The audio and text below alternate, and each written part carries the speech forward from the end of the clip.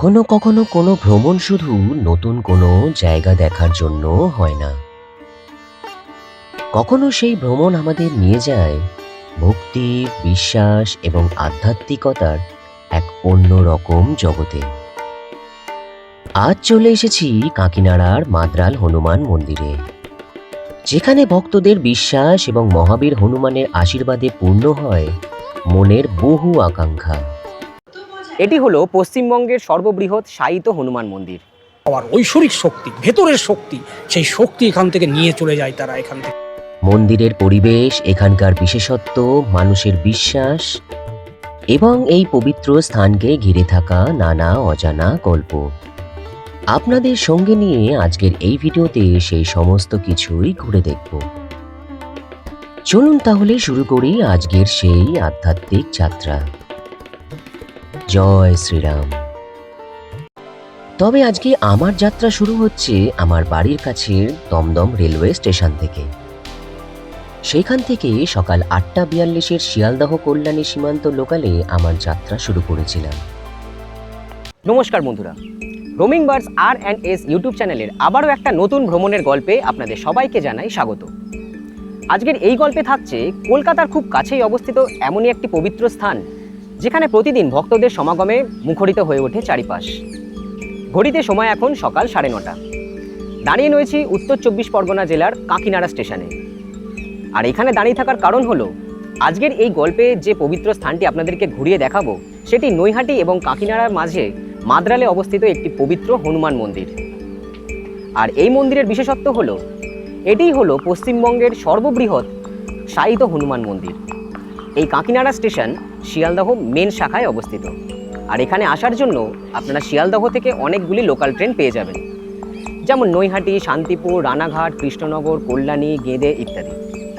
তবে আপনারা চাইলে নৈহাটি স্টেশন থেকেও এই মাদ্রালে হনুমান মন্দিরে আসতে পারেন। আর এই প্ল্যাটফর্ম থেকে এই সামনেই রয়েছে ফুট ওভার ব্রিজ। এই ব্রিজ থেকে উপরে উঠে ওই ডান দিকে যেতে হবে। ডান দিকে গেলে রয়েছে মেন রোড, সেইখান থেকে তারপরে যেতে হবে এই মাদ্রালের হনুমান মন্দিরে। এই যে ফুট ব্রিজ থেকে উঠে এসে এই সামনেই রয়েছে মেন রোড। আর এখানে দেখুন সামনে সব পরপর প্রচুর টোটো দাঁড়িয়ে রয়েছে, এটাই হলো টোটো স্ট্যান্ড। তো এইখান থেকে এখন টোটো করে আমরা যাব সেই মাদ্রালের পবিত্র হনুমান মন্দিরে। তো কাকিনাড়া স্টেশন থেকে পৌঁছে গেলাম সেই মাদ্রালের পবিত্র হনুমান মন্দিরে। টোটোতে আসতে সময় লাগলো 12 থেকে 15 মিনিট মতো, আর ভাড়া নিল মাথাপিছু 20 টাকা করে। নৈহাটি স্টেশন থেকে টোটোতে আপনাদের এখানে আসতে সময় লাগবে ওই কম বেশি 10 থেকে 15 মিনিট মতো। তবে নৈহাটি স্টেশন থেকে ভাড়া মাথাপিছু মাত্র 15 টাকা। কাকিনাড়া স্টেশন থেকে ভাড়া টোটোতে মাথাপিছু 20 টাকা, আর নৈহাটি স্টেশন থেকে টোটোতে ভাড়া মাথাপিছু 15 টাকা। আর আমার পেছনেই হলো মন্দিরের প্রধান প্রবেশদ্বার। তো চলুন এবার ভেতরটা আপনাদেরকে ভালোভাবে ঘুরিয়ে দেখাচ্ছি। মূল গেট দিয়ে প্রবেশ করে ভেতরে খানিকটা এগোলেই এই বাঁদিকে রয়েছে পরপর সব ডালার দোকান এবং পুজো সামগ্রীর দোকান। আপনারা এখান থেকে ডালা কিনে বা পুজো সামগ্রী কিনে ভেতরে গিয়ে পুজো দিতে পারেন। তো চলুন এবার এই সামনে একটি ডালির দোকান থেকে এখানে মন্দিরে পুজো দেওয়ার যে কী ব্যবস্থা আছে এবং এখানে ডালার কত কি দাম আছে সেটাও ভালো করে জিজ্ঞেস করে নিচ্ছি। আচ্ছা, প্রথমত হয়েছে আমাদের এই দরবেশ, যেটা হচ্ছে শনিবার মঙ্গলবার স্পেশাল, ঠিক আছে? এই দরবেশটা শনিবার মঙ্গলবার পাওয়া যায়। আর অন্যান্য কোয়ালিটি যেগুলো রয়েছে, এখানে রয়েছে এই যে লাড্ডুর ধরন দেখুন, এই একটা লাড্ডু রয়েছে, এই একটা রয়েছে এরকম মুগের লাড্ডু, নানা রকম কোয়ালিটি রয়েছে। সমস্তই হচ্ছে 5 টাকা করে পিস, ঠিক আছে? আর বক্সে হচ্ছে 12টা রয়েছে, 60 টাকা বক্স। আর তারপরে হচ্ছে পুজোর সামগ্রী যেরকম থাকে, ধূপকাঠি, মোমবাতি, সিঁদুর, কর্পূর, দেশলাই, এগুলো সমস্ত দিয়ে, ফুলের মালা সমস্ত দিয়ে আমাদের 100 টাকা 110 টাকা এরকম ডালা তৈরি করা হয়। এমনকি ছোট ডালাও আছে। অনেক সময় হয় আমাদের 5টা লাড্ডু, ধূপকাঠি, মোমবাতি, একটু কুচো ফুল দিয়ে 50 টাকার ডালা আছে। এবং এরকমও আছে যে আপনি 2টো লাড্ডু দিয়েও বাবাকে পুজো দিতে পারেন। আপনার যেই সামর্থ্য আপনি সেরকম অনুযায়ী করতে পারেন। এখানে এরকম কোনো ব্যাপার নেই কি আপনাকে বাধ্যবাধকতা যে আমাদের এই অ্যামাউন্টের মধ্যেই ডালা নিতে হবে। আর মূল গেট দিয়ে প্রবেশ করলেই একদম সামনেই আপনারা দেখতে পাবেন রয়েছে খুব সুন্দর সিদ্ধিদাতা গণেশের মন্দির।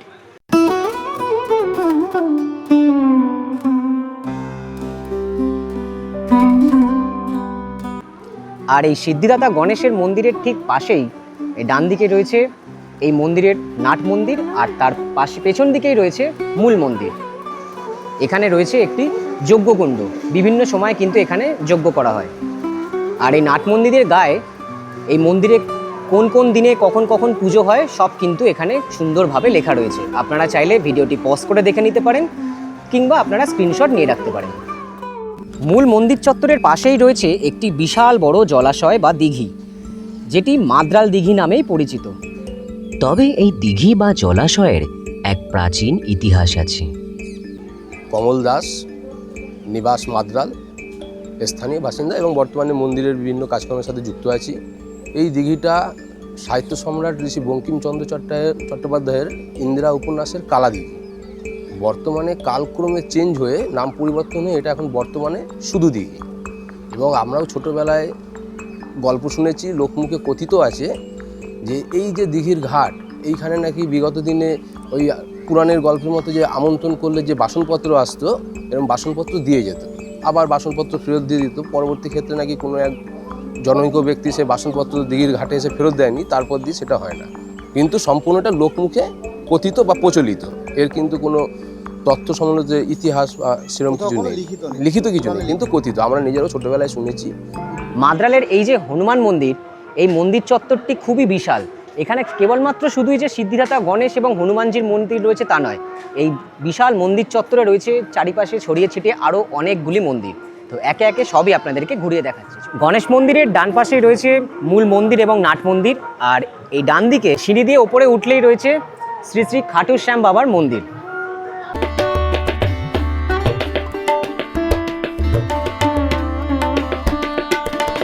খাটু শ্যামজির মন্দিরের ভেতর দিয়েই এপাশে রয়েছে আরও অনেকগুলি মন্দির, যেমন প্রথমেই বাঁদিকে রয়েছে রাম মন্দির।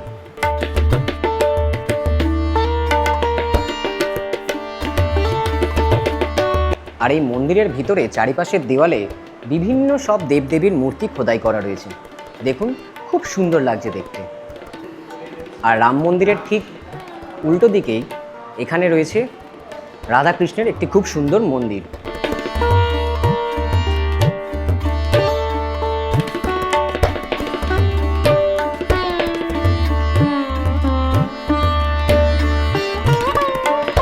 আর রাধাকৃষ্ণের মূর্তির দুপাশে রয়েছে গৌর নিতাইয়ের মূর্তি। এই বিগ্রহগুলি দেখতে খুব সুন্দর লাগছে। তো খাটু শ্যাম মন্দির, রাম মন্দির, রাধাকৃষ্ণ মন্দির দেখে বেরিয়ে এই যে গেট, এই গেট থেকে বেরিয়ে এই সামনে সোজা রাস্তা, আর সামনেই দেখা যাচ্ছে একটি বিশাল বড় মন্দির, যেটি হলো মা অন্নপূর্ণা দেবীর মন্দির। অর্থাৎ বলাই যায় যে এই বিশাল বড় মন্দির চত্বরে চারিপাশে ছড়িয়ে ছিটিয়ে রয়েছে প্রচুর মন্দির। অর্থাৎ এখানে এলে একটা বেলা যে কিভাবে কেটে যাবে টেরই পাবেন না, কারণ এত বড় চত্বর ঘুরে দেখতে বেশ অনেকটাই সময় লাগবে। তো এবার আপনাদেরকে এই মা অন্নপূর্ণা মন্দিরটি ঘুরিয়ে দেখাচ্ছি, চলুন। আর এই মন্দিরের যে মূল প্রবেশদ্বার, সেখানে রয়েছে একটি বিশাল বড় ঘণ্টা।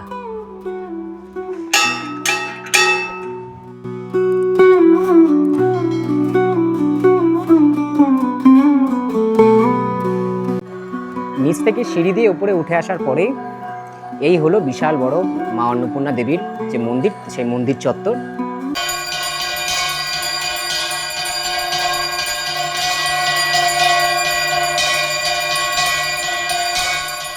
আর এই অন্নপূর্ণা মন্দিরের যে দালান রয়েছে, সেই মন্দিরের দালান থেকে এই মন্দির চত্বরের বিশাল বড় এরিয়াটা কিন্তু খুব সুন্দরভাবে দেখতে পাওয়া যায়।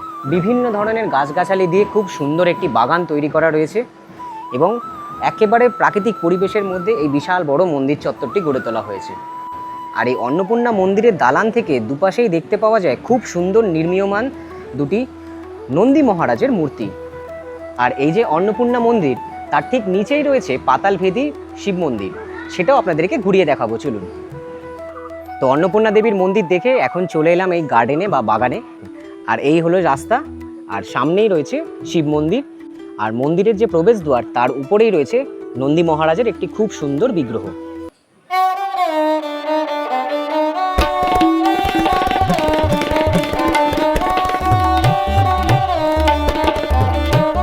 আর এই হলো সেই শিব মন্দিরের মূল প্রবেশদ্বার।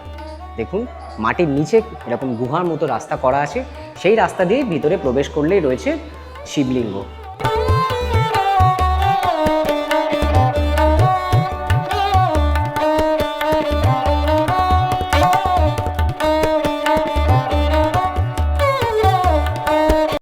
তো বন্ধুরা, এতক্ষণ আপনারা যেটি দেখার জন্য অধীর আগ্রহে অপেক্ষা করছেন, সেই মূল মন্দির এবং মূল মন্দিরের যে হনুমানজির বিগ্রহ সেটা আপনাদেরকে এবার ঘুরিয়ে দেখাই, চলুন। এইটা হলো নাট মন্দির, আর নাট মন্দিরের এই যে ডান দিকের রাস্তা, এইখান দিয়ে পুজো দেওয়ার জন্য প্রবেশ করতে হবে, তারপর পুজো দিয়ে বাঁ দিক দিয়ে আপনাদেরকে বেরিয়ে আসতে হবে। এই মন্দিরের মূল যে বিগ্রহ অর্থাৎ হনুমানজির বিগ্রহ সেটা কিন্তু রয়েছে মাটির নিচে, অর্থাৎ এই হলো গর্ভগৃহ। আপনারা এই ওপর থেকে দাঁড়িয়েও নিচে দেখতে পারেন, আর পুজো দেওয়ার হলে আপনাদেরকে নিচে গিয়ে পুজো দিতে হবে।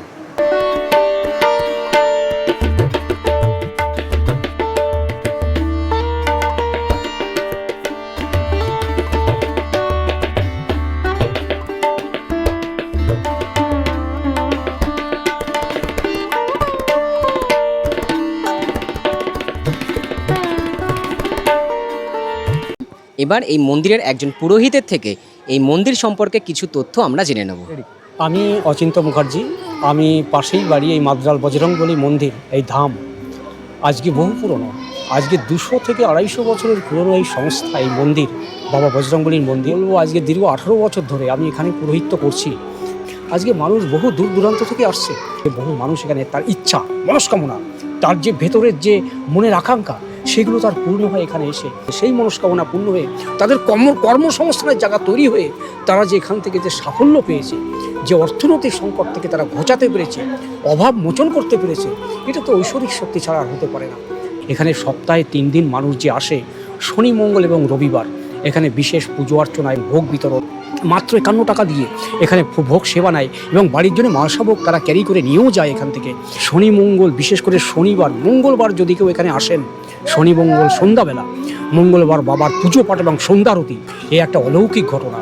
আপনি এখান থেকে যে 55 মিনিট যে ঠাকুরের যে পুজো অর্চনা প্রার্থনা এবং যে মঙ্গল আরতি যে এখান থেকে হয়, এটা আপনার কাছে একটা দর্শনীয় ব্যাপার হয়ে দাঁড়াবে। এবং আশ্চর্য জিনিস হচ্ছে, মানুষ এখান থেকে যে উপলব্ধি পায়, মানে যেটা ইনভিজিবল পাওয়ার, ঐশ্বরিক শক্তি, ভেতরের শক্তি, সেই শক্তি এখান থেকে নিয়ে চলে যায় তারা। এখানে রামচন্দ্র ঠাকুর বলেন, বজরংবলীকে বলেন, বজরংবলী মহাবীর, তুমি একমাত্র পারবে সীতামাকে উদ্ধার করে নিয়ে আসতে, কোনো দেবতা পারছে না, কারো সাধ্য নেই, কিন্তু তোমার সেই মহিমা আছে, তোমার সেই সাধ্য আছে। তখন পাহাড়ের টিলাতে আকাশ থেকে পৌঁছে গিয়ে সেখান থেকে মায়ের কাছে গিয়ে দেখে রাবণ মাকে একটা বিরাট একটা গুহাতে রেখেছে। সেই নির্জন গুহাতে কোনো মানুষ ঢুকতে পারে না, কোনো পশু ঢুকতে পারে না, কোনো কেউ ঢুকতে পারে না, কিন্তু মহাবীর সব কিছুকে উপেক্ষা করে সীতামার কাছে গিয়ে পৌঁছায়। বজরংবলীর পিঠে, এইখানে পিঠে রেখে, তাকে চাপিয়ে রেখে মাকে, যাতে তার কোনো কষ্ট না হয়, মাকে রেখে তিনি পাহাড়ের মাধ্যমে কয়েক শত কিলোমিটার থেকে নিয়ে এসে ঠাকুর রামচন্দ্রের কাছে যখন আসে, কিন্তু একটা পাহাড়ের টিলাতে সীতামাকে রেখে উনি কিছুক্ষণ সাহিত্য বিশ্রাম নেন। সেই বিশ্রামের চিত্রটা আজকে বজরংবলী এখানে রয়েছে, বাবার এখানে রয়েছে। দেখবেন ভিতরে নেমে দেখবেন জল নামাচ্ছে। এই জল বন্ধ করার জন্য বহু লোককে ডাকা হয়েছে, বহু মিস্ত্রিকে ডাকা হয়েছে, জল বন্ধ হয়নি, জল আসা বন্ধ করতে পারিনি। না, এটা ঐশ্বরিক শক্তি, ঐশ্বরিক শক্তি। তাই আমি বলবো যে এই মহিমা মানুষ যেন দর্শন করতে আসে। আপনাদের সকলকে নমস্কার, আপনারা সকলে আসবেন, এটা প্রার্থনা রইল। অনেক ঘোরাঘুরি হলো, বেশ অনেকটাই সময় হয়ে গেছে। এইটা হলো মূল মন্দির, আর ঠিক তার পাশেই রয়েছে অনুসন্ধান অফিস, যেখানে রয়েছে কুপন কাউন্টার। তো এই ভোগের জন্য যে কুপন সেটা কিন্তু এই কাউন্টার থেকেই দেওয়া হয়। তো চলুন এখন আগে কাউন্টারে গিয়ে ভোগের কুপনটা সংগ্রহ করে নিই। ভোগের কুপন 51 টাকা। আচ্ছা, একটা 2 রকম ভোগ আছে এখানে ব্যবস্থা, একটু বসে খাওয়ার আর একটা বাড়ি নেওয়ার জন্য। বসে খাওয়ার আছে 1টা থেকে 3টা পর্যন্ত, আর যে নিয়ে যাওয়ার আছে ওটা 1টা থেকে 7টা পর্যন্ত আমরা দিই। কবে কবে ভোগ দেওয়া হয়? মঙ্গলবার, শনিবার, রবিবার। তো এই মন্দিরের যে অনুসন্ধান কেন্দ্র বা ভোগের কাউন্টার, সেখান থেকে এই যে 51 টাকা মূল্যের ভোগের কুপন সংগ্রহ করে নিয়েছি। ঘড়িতে সময় এখন দুপুর 1:30, আর এই মন্দির চত্বরের ভেতরে যে বাগান রয়েছে, সেই সুন্দর বাগানের ভেতর দিয়ে এখন এগিয়ে যাচ্ছি। যে অন্নপূর্ণা মায়ের মন্দির রয়েছে তার পাশেই রয়েছে ভোগ প্রসাদ গ্রহণের কেন্দ্র। এই হলো মা অন্নপূর্ণা দেবীর মন্দির, আর ঠিক এই পাশে মানে অন্নপূর্ণা মন্দিরের ঠিক ডান পাশেই রয়েছে ভোগ প্রসাদ গ্রহণের কেন্দ্র। এই যে লেখা রয়েছে দেখুন, মহাপ্রসাদ অমৃত ভবন। এখানেই কিন্তু ভোগ প্রসাদ দান করা হয়। অমৃত ভবনের ভিতরে বসার বেশ ভালোই ব্যবস্থা করা আছে। খানিকক্ষণের মধ্যেই ভোগ প্রসাদ দেওয়া শুরু হয়ে গেল, আর ভোগ প্রসাদে ছিল গরম গরম বাসন্তী পোলাও, আলুর দম, চাটনি এবং মিষ্টান্ন। অর্থাৎ পায়েস। আর সত্যি কথা বলতে বন্ধুরা, এই ভোগ প্রসাদ ছিল এক কথায় অমৃত সমান। তো দুপুরের ভোগ প্রসাদ গ্রহণ করা হয়ে গেল। এখন এই মন্দির চত্বরের যে দিঘি রয়েছে সেই দিঘির পাড়ে একটু বসে রয়েছি। আর এই বিশাল বড় দিঘির পাশেই মন্দির চত্বরের ভিতরেই রয়েছে খুব সুন্দর একেবারে প্রাকৃতিক পরিবেশের মধ্যে তৈরি একটি বিশাল বড় বাগান। তো আপনারা চাইলে অন্নভোগ প্রসাদ গ্রহণ করার পর এই বাগান চত্বরে বেশ কিছুক্ষণ বসে আপনারা বিশ্রাম নিতে পারেন এবং সময় কাটাতে পারেন। তাহলে বন্ধুরা, নৈহাটি এবং কাকিনাড়ার মধ্যবর্তী মাদ্রালের এই সুন্দর পবিত্র হনুমান মন্দির আপনাদেরকে ভালোভাবে ঘুরিয়ে দেখালাম। ভিডিওটি কেমন লাগলো কমেন্ট করে জানাতে ভুলবেন না কিন্তু। আর ভালো লাগলে একটা লাইক আর শেয়ার করে দেবেন। তো আজকের গল্পটা এখানেই শেষ করছি। পরবর্তী নতুন কোনো গল্প নিয়ে দেখা হচ্ছে আপনাদের সঙ্গে খুব তাড়াতাড়ি। ততক্ষণের জন্য সবাই ভালো থাকুন, সুস্থ থাকুন আর দেখতে থাকুন রোমিং বার্ডস আর&এস ইউটিউব চ্যানেল।